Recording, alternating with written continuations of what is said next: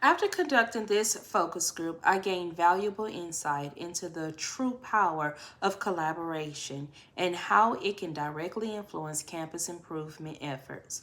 As an instructional leader, this experience reminded me that addressing academic gaps is never a solitary process. It requires collective effort, shared accountability, and trust among all stakeholders. Bringing teachers together to openly discuss data and design strategies for students' success revealed how much stronger our plans become when everyone's voice is represented and valued. One of the most significant lessons I learned is that effective collaboration is built on listening, flexibility, and evidence based decision making. During this discussion, it became clear that every teacher brings a unique perspective shaped by their classroom experiences, student relationship, and instructional strengths. Some participants approach the problem analytically, focusing on data trends, while others contributed practical classroom strategies that could be implemented immediately. What I found most powerful was how these perspectives blended together to create solutions that were both realistic and actionable. Another important takeaway was recognizing the importance of creating psychological safety in collaborative spaces. Teachers are more often to share ideas when they feel heard and respected. By setting clear meeting norms and fostering a supportive environment, our discussions remained focused, productive, and solution oriented. This reinforced my belief that the role of a leader is not simply to facilitate conversations, but to cultivate an environment where professional dialogue leads to tangible improvement in teaching and learning. In the future, leadership roles, I plan to ensure that data driven conversations constantly lead to actionable plans with clear accountability measures and progress monitoring steps. Too often, data meetings can become a review of numbers without a follow up plan. This experience has shown me the importance of moving beyond discussion to implementation and reflection. As a leader, I want to make sure that every collaborative conversation ends with a shared comment: who will do what, by when, and how success will be measured. Moving forward, I plan to integrate the focus group model into our professional learning communities, PLCs, as, as a reoccurring structure for reflection and improvement.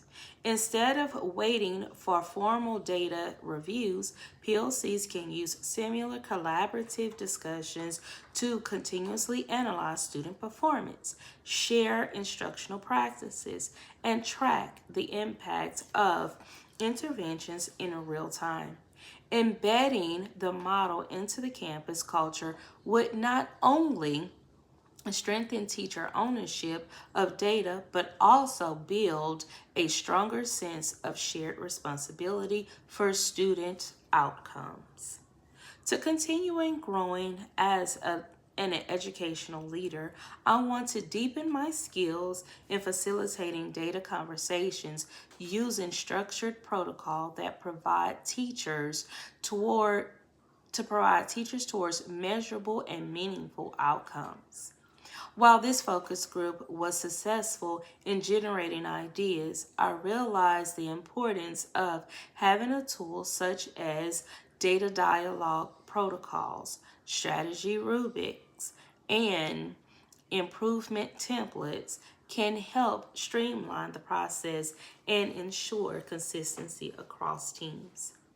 Learning how to select and implement these tools effectively will allow me to guide future teams with even greater focus precisions.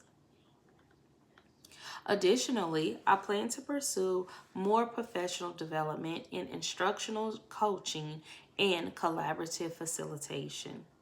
These skills are essential for balancing guidance with empowerment, knowing when to lead, when to listen, and when to prompt reflection. Developing these abilities will strengthen my capacity to lead with confidence and empathy, particularly in diverse educational settings like ABS West, where every student's story and learning need is unique. If I were to conduct this focus group again, one improvement I would make is to provide participants with visual examples of instructional strategies before the meeting. During this session, much of our time was spent brainstorming potential approaches, which was valuable but also limited the time we had to deepen planning.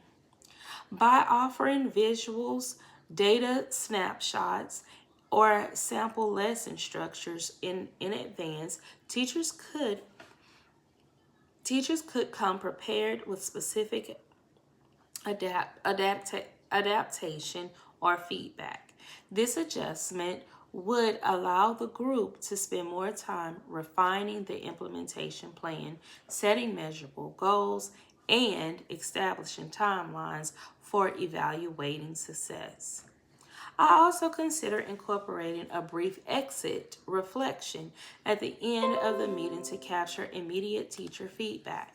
This will not only help me refine future sessions, but also provide participants with a sense of closure and shared accountability. Small changes like these could enhance both the quality of collaboration and the efficiency of our planning process. This observation reinforced one of the most valuable lessons of leadership. Leadership is not about directing others. It is about guiding, listening, and empowering. True leadership begins with humility, the willingness to step back, allow others to share their expertise, and collectively determine the best course of action for students. Through this focus group, I witness how trust and collaboration can transform a routine meeting into a meaningful step towards school improvement. I was reminded that data alone does not drive change, people do. It is the collective effort of dedicated educators who analyze, question, and problem solve together that leads to sustainable improvement. My role as a leader is to ensure that these conversations continue to happen and that they translate into real, measurable progress for our students. In conclusion, this experience helped me grow both as an instructional leader and as a collaborator. It strengthened my belief that change happens through relationships, reflection, and shared vision. As I continue in this practicum and throughout my career, I will remain committed to building teams that listen deeply, act intentionally, and always keep student success at the center of our work. Thank you.